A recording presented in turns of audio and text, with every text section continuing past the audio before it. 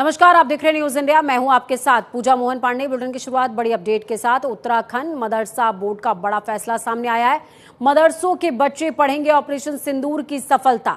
बच्चों को सेना के पराक्रम से परिचित कराया जाएगा। बड़ी अपडेट आपके साथ में साझा कर रहे हैं। बड़ी खबर है,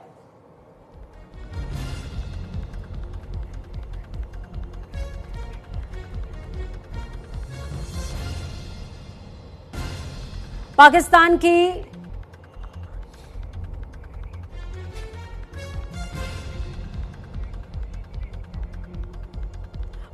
की कायराना हरकत के जवाब में भारतीय सेना का पराक्रम देखने को मिला है।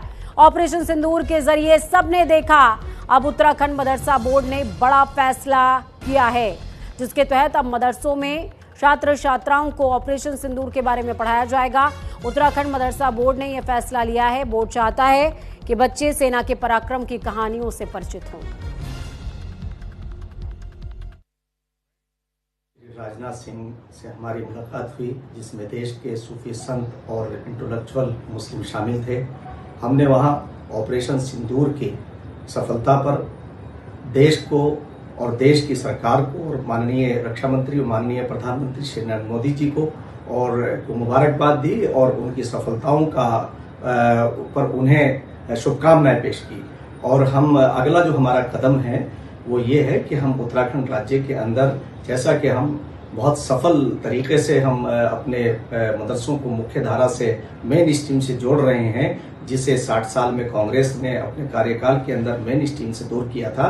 हम माननीय मुख्यमंत्री श्री पुष्कर सिंह धामी जी के मार्गदर्शन में, उनके नेतृत्व के अंदर हम ये कोशिश करेंगे कि हम मदरसों के अंदर सफल ऑपरेशन सिंदूर को की गाथा को हम शामिल करेंगे, ताकि आम जनमानस को और हमारे मदरसों में पढ़ने वाले बच्चों को ये मालूम हो सके कि ये सिंदूर ऑपरेशन क्या था और क्यों इसकी जरूरत थी।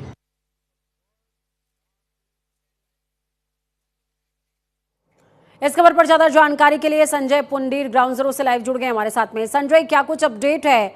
ऑपरेशन सिंदूर को अब कह सकते हैं कि सिलेबस में शामिल करने का आदेश दे दिया गया है उत्तराखंड मदरसा बोर्ड की तरफ से। उत्तराखंड सरकार ने बड़ा और ऐतिहासिक फैसला लिया है। अब हम लगातार देख रहे हैं कि अगर उत्तराखंड का जब हम जिक्र करते हैं तो उत्तराखंड में करीब 451 मदरसे हैं और उनमें लगातार ही पढ़ाई हो रही है। तो कहीं ना कहीं अब ऑपरेशन सिंदूर जिस तरह से रहा है, क्यों उसकी जरूरत पड़ी है, ये कहीं ना कहीं ये मदरसा बोर्ड ने फैसला लिया है। और सबसे बड़ी बात, जिस तरह से वहां पर पढ़ने वाले बच्चे हैं, उन्हें यह मालूम होगा कि ऑपरेशन सिंदूर की जरूरत पड़ी, क्यों जरूरत पड़ी और किस तरह से पाकिस्तान के कई ऐसे आतंकी ठिकाने थे जिन्हें नस्तनाबूद किया है। तो कहीं ना कहीं अब बच्चों के सिलेबस में इसे पढ़ाया जाएगा। और लगातार जिस तरह से मदरसा बोर्ड के अध्यक्ष है सुमन मुफ्ती, उन्होंने केंद्रीय रक्षा मंत्री से मुलाकात की है, उसके बाद कहीं ना कहीं ये जानकारी दी है। तो कहीं ना कहीं बच्चों को यह पता लग पाएगा कि आखिर इसकी जरूरत क्यों पड़ी और किस तरह से एक बड़ा आतंकी पहले कश्मीर में हमला हुआ था और उसके बाद कई के सिंदूर उजड़ गए थे, जिसके बाद लगातार एक ऑपरेशन चला गया था जिसका नाम था ऑपरेशन सिंदूर। उस के बारे में जानकारी होगी, उससे कहीं ना कहीं बच्चों को परिचित करा जाएगा। अब यह पूरी जानकारी मदरसा बोर्ड में पढ़ने वाले बच्चों को मिलेगी। चले, बहुत शुक्रिया संजय हमारे साथ जुड़ने के लिए, हम जानकारी साझा करने के लिए। उत्तराखंड मदरसा बोर्ड का ये बड़ा और अहम फैसला, जिसमें अब सिलेबस में ऑपरेशन सिंदूर पढ़ाया जाएगा। पिथौरागढ़ के आदि कैलाश मार्ग के पास भूस्खलन यानी कि लैंडस्लाइड हो गया है। कैलाश यात्री और स्थानीय लोग सड़क पर फंसे हुए हैं। बीआरओ की टीम सड़क खोलने में जुटी हुई है। बड़ी अपडेट साझा करें आपके साथ। पिथौरागढ़ जिले में आदि कैलाश यात्रा मार्ग के पास भारी लैंडस्लाइड हुआ है, जिसमें भूस्खलन की वजह से सैकड़ों कैलाश यात्री और स्थानीय लोग भी फंसे हुए हैं। सड़क के दोनों ओर ये यात्री फंसे हैं। हालांकि बीआरओ की टीम सड़क खोलने में लगातार जुटी हुई है, काम जारी है। इस बीच बड़ी अपडेट आपके साथ साझा कर रहे हैं। बीआरओ लगातार काम में जुटी हुई है।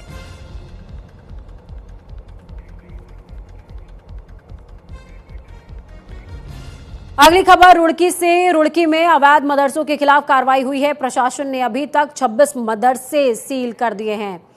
तो वहीं तहसील के अन्य मदरसों की जांच जारी है। मदरसों की जांच की जा रही है। उत्तराखंड सरकार की ओर से अवैध रूप से संचालित मदरसों पर कड़ा रुख इख्तियार किया गया है। और इसी क्रम की अगर बात करें तो रुड़की तहसील क्षेत्र में अब तक 26 मदरसों को सीज किया गया है, सील किया गया है।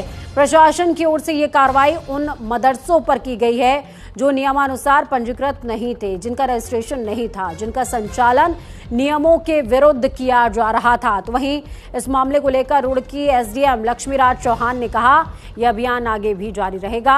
जिला अल्पसंख्यक कल्याण अधिकारी की ओर से अन्य मदरसों की जांच की जा रही है और जांच रिपोर्ट आने के बाद जो भी मदरसे अवैध रूप से संचालित हो रहे हैं उन पर भी कार्रवाई की जाएगी। अभी तक जो 26 मदरसे हैं जिनका नियमानुसार संचालन नहीं किया जा रहा था, बिना पंजीकरण के संचालन कर रहे थे, उनको अभी सील किया गया है।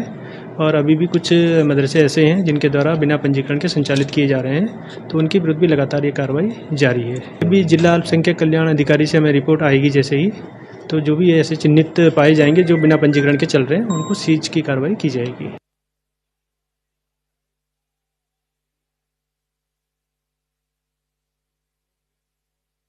के खिलाफ देखिए लगातार कार्रवाई देखने को मिल रही है। उत्तराखंड में 170 से ज्यादा मदरसे सील किए गए हैं। देहरादून, हरिद्वार और उधम सिंह नगर जिले इसमें शामिल किए गए हैं। उधम सिंह नगर में 65 मदरसे सील किए गए हैं। देहरादून में 44 मदरसों के खिलाफ एक्शन। नैनीताल में 18 मदरसे सीज किए गए हैं। पौड़ी में 2, अल्मोड़ा में 1। तो देखिए ग्राफिक्स के जरिए आपको बता रहे हैं अवैध मदरसों पर किस तरीके से कार्रवाई हो रही है और क्षेत्रवार समझिए कि कार्रवाई कैसे हो रही है। उधम सिंह नगर की अगर बात की जाए तो 65 मदरसों को अभी तक सील किया गया है। ठीक इसी तरीके से अलग अलग जो क्षेत्र हैं वहां पर यह कार्रवाई अमल में लाई जा रही है, जिसमें देहरादून की अगर बात की जाए तो राजधानी के अंदर, जी हाँ राजधानी है उत्तराखंड की देहरादून, राजधानी के अंदर 44 मदरसों को सील किया गया है। और उत्तराखंड सरकार पूरी तरीके से एक्टिव मोड में नजर आ रही है। पूरी कोशिश ये है कि अवैध और नियमावली के खिलाफ जो भी मदरसे चलाए जा रहे हैं, संचालित किए जा रहे हैं, उन पर कार्रवाई की जाए।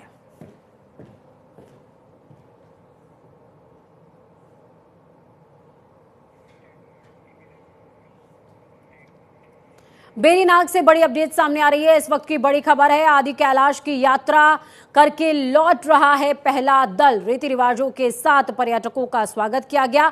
पर्यटकों को कराया गया है कुमाऊनी भोज। कुमाऊनी मंडल विकास नगर निगम की ओर से संचालित आदि कैलाश सोम पर्वत की यात्रा करके पहला दल वापस आ गया है।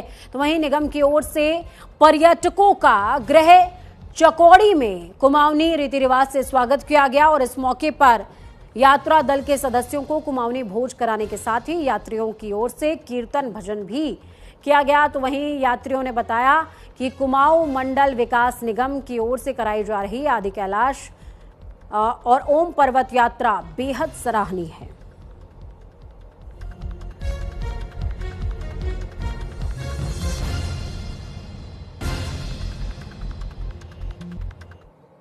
हम तीनों फ्रेंड्स हैं, ये मेरी सिस्टर है और ये फ्रेंड है।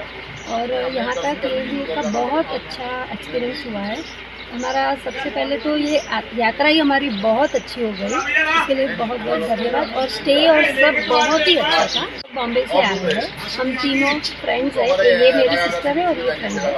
और यहाँ तक ये का बहुत अच्छा एक्सपीरियंस हुआ है हमारा। सबसे पहले तो ये यात्रा ही हमारी बहुत अच्छी हो गई, इसके लिए बहुत बहुत धन्यवाद। और स्टे और सब बहुत ही अच्छा था।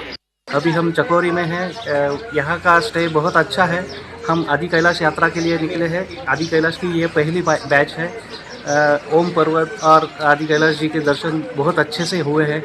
और ये सब कठिन चढ़ाइयाँ करके हम अभी चकौरी में हैं, तो ये बहुत प्लेजेंट स्टे है। हमें यहाँ के स्टाफ ने भी बहुत कोऑपरेट और हेल्प किया है। Very polite staff is there. अभी बहुत अच्छा लग रहा है। अभी हम चकौरी में हैं। यहाँ का तो देखिए, उत्तराखंड में चारधाम यात्रा लगातार जारी है। केदारनाथ की बात करें तो 4 लाख श्रद्धालुओं ने अब तक दर्शन कर लिए हैं। 24 घंटे के अंदर 24,000 से ज्यादा श्रद्धालु पहुंचे। यात्रा मार्ग पर मेडिकल और सुरक्षा के भी बेहतर इंतजामात प्रदेश की तरफ से देखने को मिल रहे हैं। 2 मई को विश्व प्रसिद्ध श्री केदारनाथ धाम के कपाट खुले थे।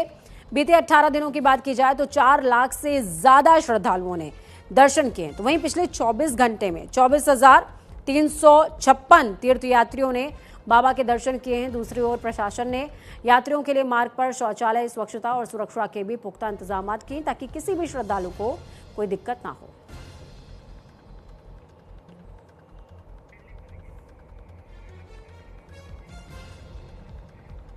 देखिए, उत्तराखंड की आर्थिकी का जो सबसे बड़ा आधार है वो चारधाम यात्रा है और हर बार इस चारधाम यात्रा को बेहतर और बेहतर बनाने के लिए प्रदेश सरकार कुछ न कुछ नवीनीकरण जरूर करती है और इस बार भी प्रदेश सरकार ने इंतजामातों को और ज्यादा बेहतर करने का प्रयास किया है। खास बात क्या रही कि इस बार उत्तराखंड सरकार ने चारधाम यात्रा के लिए बजट का जो आवंटन है उसका विस्तार भी किया है।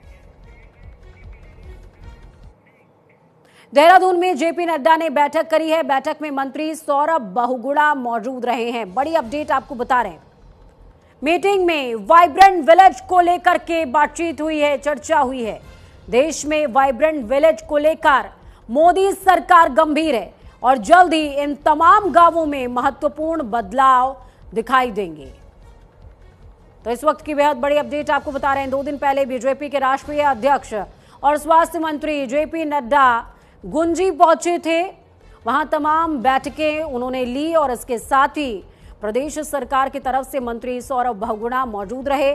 सौरभ बहुगुणा के हिसाब से जिन्हें कभी आखिरी गांव कहा जाता था, आज वो वाइब्रेंट विलेज यानी कि देश का पहला गांव है, पहली जगह है। उनके अनुसार महत्वपूर्ण बदलाव आ चुके हैं। तो बड़ी अपडेट आपको बता रहे हैं।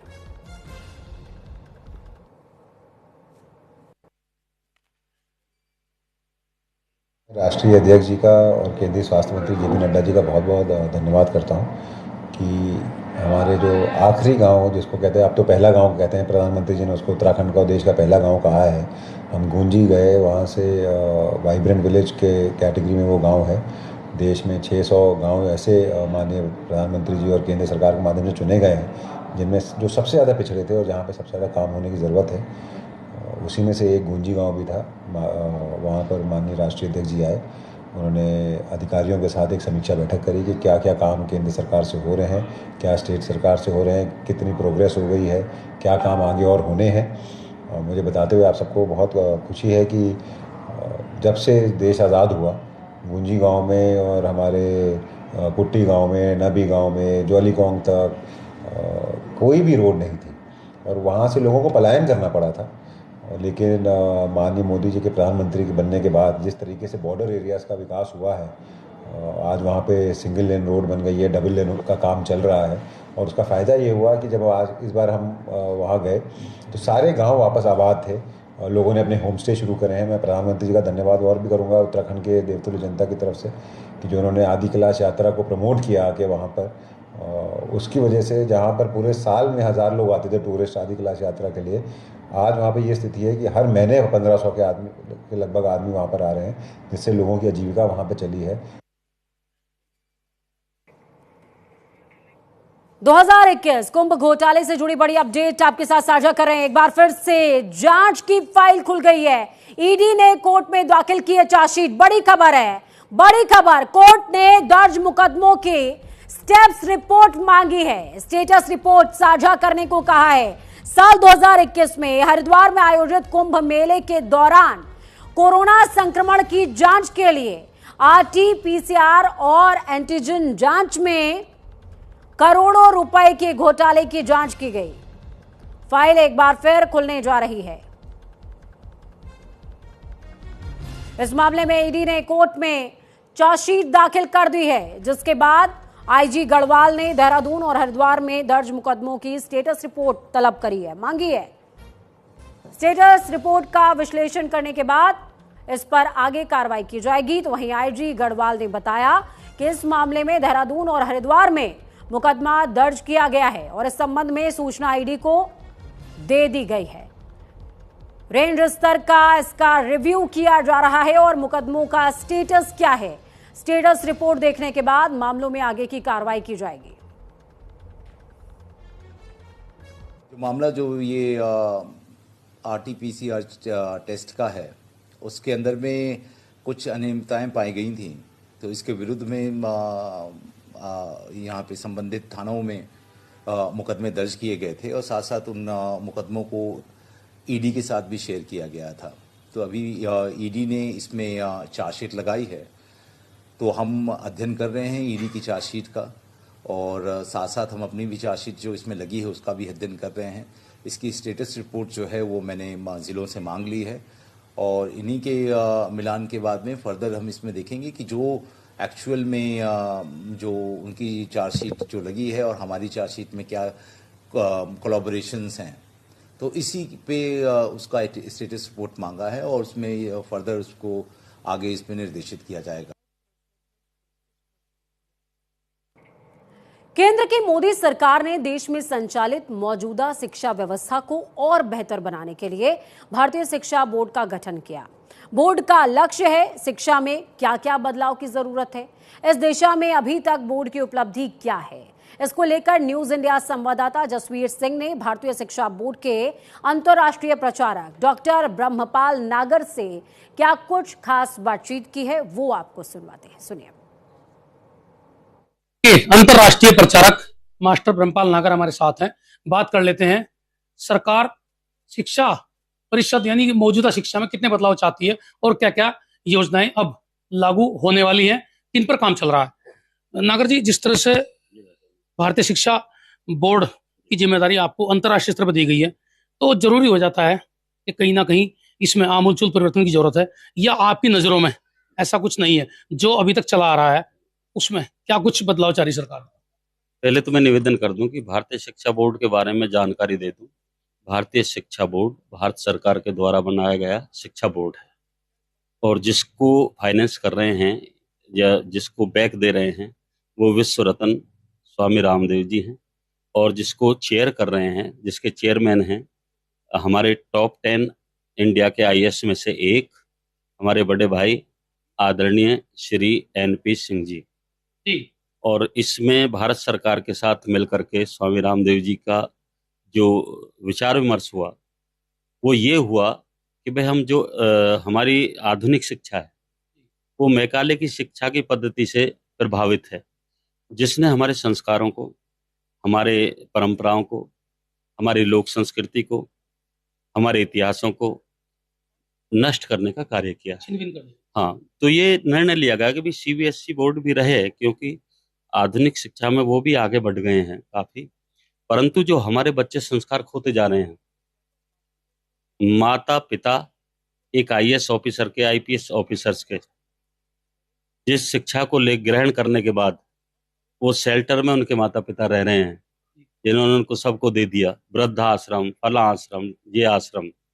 संस्कार विहीन समाज जो जिस शिक्षा से बना है उसको संस्कार युक्त समाज बनाने के लिए भारतीय शिक्षा बोर्ड का गठन हुआ और उसमें ये निर्णय हुआ कि हम आधुनिक जो कंप्यूटर है, जो वो है आधुनिक और पौराणिक शिक्षा, उनको समावेशित करके हम बाल मानस तैयार करें, जिससे जो अगली पीढ़ी है वो परंपरागत हो और जो भारतीय आधुनिकता का समावेश, जो हम लेटेस्ट हैं, टेक्नोलॉजी में भी नहीं पिछड़े और अपने संस्कारों में भी नहीं पिछड़े, क्योंकि गाड़ी के 2 पहिए होते हैं, शिक्षा और संस्कार।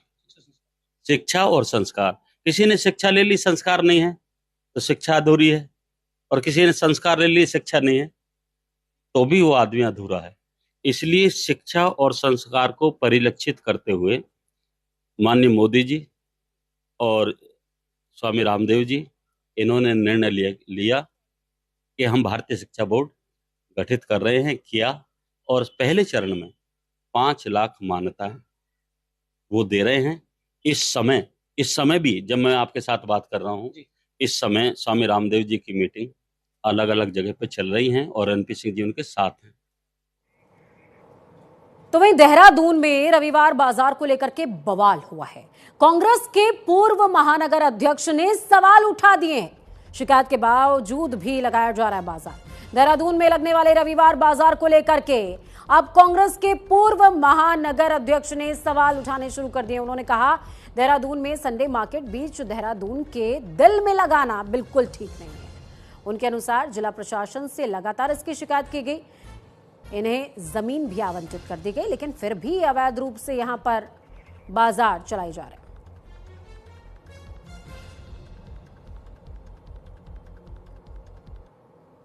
नगर निगम से ही पहले मुलाकात करी थी और जिला प्रशासन से भी हमने बात की थी, जिसमें हमें सिटी मिनिस्टर साहब ने ये आश्वासन दिया था कि संडे मार्केट की जो लग रही है इसे बहुत जल्द यहाँ से हटा दिया जाएगा और इसकी जो है जगह भी जो है चिन्हित कर दी गई है।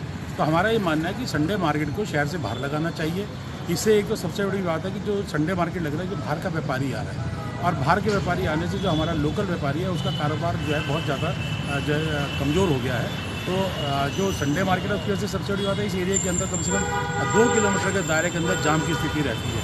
पुलिस जो है ड्रोन से आम आदमी का चालान तो कट देती है, लेकिन जहाँ पे संडे मार्केट लगता है जब उसके आसपास की गाड़ियाँ खड़ी रहती है उनका चालान आता है, पुलिस ने नहीं करा। हमने पुलिस को भी बात को कहा है कि आखिर आपको क्या वहाँ पे संडे मार्केट की जो पार्किंग है, नो पार्किंग में गाड़ियाँ खड़ी है वो दिखाई नहीं दे रही हैं। तो इसमें जिला प्रशासन की कहीं ना कहीं कमी है जिसकी वजह से संडे मार्केट यहाँ पर चल रहा है। देहरादून पुलिस को बड़ी सफलता मिली है। परीक्षा में नकल कराने वाले गिरोह का खुलासा हुआ है। दून पुलिस ने 2 अभियुक्तों को किया है गिरफ्तार। लैब अटेंडेंट की परीक्षा कराई गई है सॉल्व। देहरादून में परीक्षा में नकल कराने वाले गिरोह के सरगना सहित 2 अभियुक्तों को दून पुलिस ने गिरफ्तार कर लिया है। सीबीएसई की ओर से आयोजित नवोदय विद्यालय समिति लैब अटेंडेंट की परीक्षा में अभियुक्तों की ओर से ब्लूटूथ डिवाइस के जरिए अभ्यर्थियों को पेपर सॉल्व करवाया जा रहा था।